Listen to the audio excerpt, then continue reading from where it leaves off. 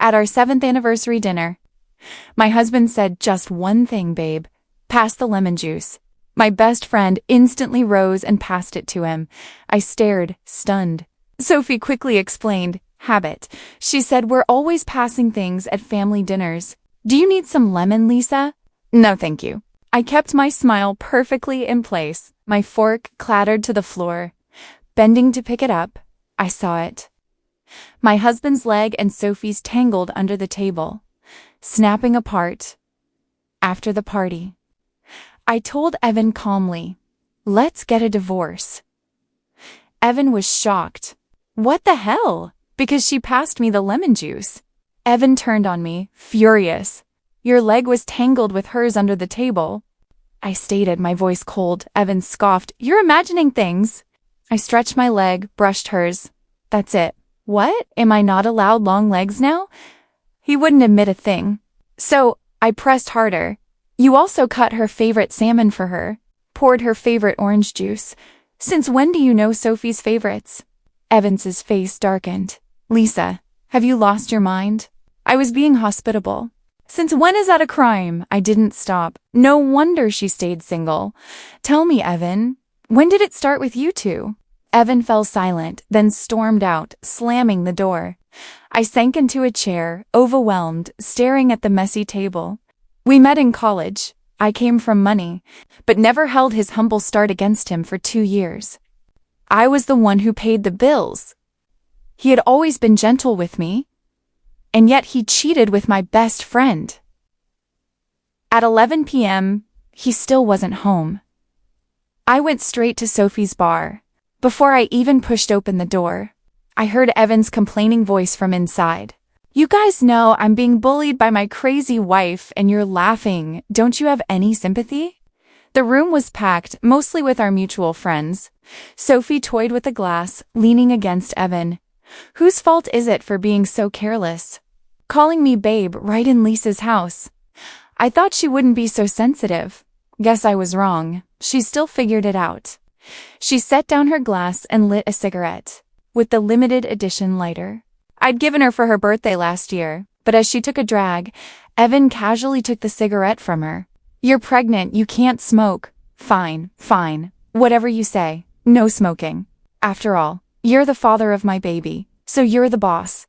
She stroked her still flat stomach, resting her head on Evan's shoulder, a smile playing on her lips. All the blood in my veins turned to ice in that instant. Sophie and Evan weren't just having an affair. They were having a baby. Honestly, Lisa's such a fool, always insisting on that child-free lifestyle. She's been pampered too much, so she doesn't know how to think about others.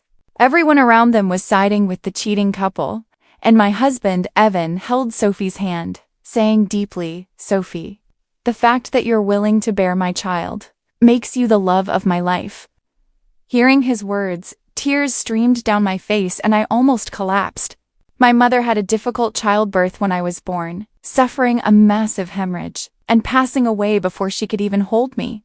Because of this, I'd always been terrified of childbirth, and I told Evan about it early in our relationship. But Evan had held me tight then, saying, meeting you in this lifetime is enough for me. Children aren't important at all. My love for you won't diminish one bit. I was so touched back then, but now, seeing Evan's heartfelt gaze towards Sophie, I knew I had been wrong. Just then, someone asked, are you two planning to hide it from Lisa forever? Everyone looked at them expectantly. Evan immediately shook his head. Sophie and Lisa have been friends for over 20 years. I don't want to see their friendship ruined. Besides, my business is deeply intertwined with Lisa's family's empire. I can't afford to divorce her. So the fundamental reason Evan stayed with me was purely for personal gain. A ripple of murmurs went through the room, and some cast sympathetic glances at Sophie. Sophie, you're such a proud person. Are you really content with this? Sophie kissed Evan, then replied, who even cares about marriage anymore? Besides, isn't this more thrilling? Laughter filled the private room, but I felt like I'd fallen into hell. Even worse, I was the last one in our friend group to know about it. With tears streaming down my face, I walked out of the bar and dialed the legal department. Prepare the divorce papers for me. I want Evan to leave with nothing. Also, I need you to do a few other things for me. The following day was the 80th birthday of Evan's grandfather, Arthur Ellis. When I walked through the estate gates, I found Sophie inside, seated as if she were family. Evans's mother was holding her hand warmly, her face alight with fondness. Sophie, dear, pregnant women need to focus on nutrition. You're too thin, it breaks my heart to see. From now on, I'll prepare your 3 meals a day, and Evan will bring them to you every day. Sophie smiled sweetly and innocently, showing no hint of panic when she saw me enter. Lisa, it's such a big day. Why are you only just arriving? I've been waiting for ages. Before I could answer, Evans's mother interjected. She's a privileged, rich girl. It's a wonder she came at all. Why expect so much? Evans's mother finished, then immediately offered a strawberry to Sophie. This strawberry is so sweet. Eat more. I sat across from Sophie. Though, when did you get pregnant? Evan's mother knows, but I'm still completely in the dark. A flicker of guilt crossed Sophie's face. Then she smiled. Just found out. I was planning to tell you today. Yes, pregnant women have a special aura about them. Those of us who've had children can spot it right away. Evan's mother chimed in, smoothing things over, but not forgetting to take a jab at me.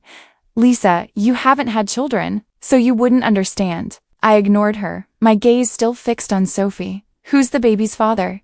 When are you two planning to get married? Sensing the coldness in my voice, the smile on Sophie's lips faded slightly. I don't believe in marriage. I never planned to. But I smiled. Are you really willing to let your child be branded as illegitimate? Laughed at by other kids at school? Sophie's face cycled between green and white, glaring at me, unable to utter a word. Just then, Evan, who hadn't appeared yet, finally entered, assisting Grandpa Arthur. The moment he saw Sophie at the dining table, his face instantly changed. Sophie, what are you doing here? Who invited you? I invited Sophie. Evans's mother suddenly stood up and declared loudly. Then she pointed at me and scolded. Arthur is over 80 and you still haven't given us an heir. Now that Sophie has finally conceived Evan's child, of course I have to invite her. Evan was furious, almost jumping up. Mom, what are you talking about? Sophie and I are innocent. How could she be carrying my child? He desperately winked at his mother, but she pushed him away. What's there to hide? It's Lisa's fault for not being able to have children. And now she dares to be so brazen, calling my grandson illegitimate. I've wished for this grandson for so long. How can I allow anyone to insult him like this? Evan was on the verge of tears, about to explain, but Sophie stood up, looking directly at me. Lisa, you already knew, didn't you? Since it's come to this, I won't hide it from you anymore. I am indeed pregnant with Evans's child. All these years, I've seen how good he's been to you and all his sacrifices. I've envied you. And I've also resented you for not appreciating what you had. For not even being willing to have a child for him. You don't treasure such a good man. But there are plenty of women who want him.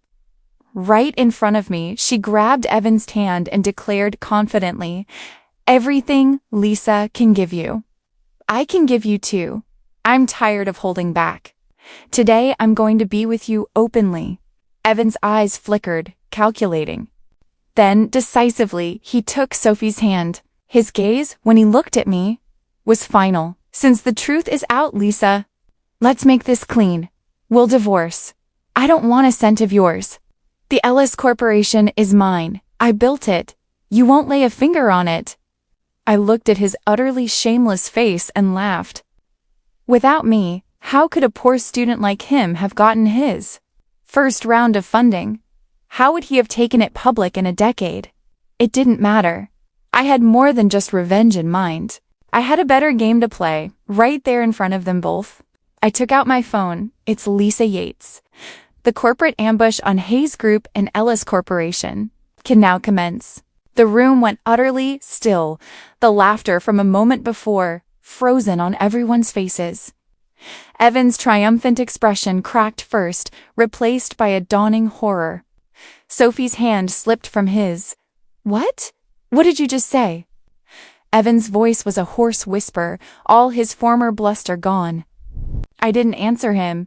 I simply placed my phone on the polished dining table, speaker on, as my head of security's voice filled the grand room. Understood, Ms. Yates. The teams are moving. Trading has been halted for both entities. The press release detailing the financial misconduct at Ellis Corporation, including the fraudulent inflation of assets and the diversion of funds, is being distributed now.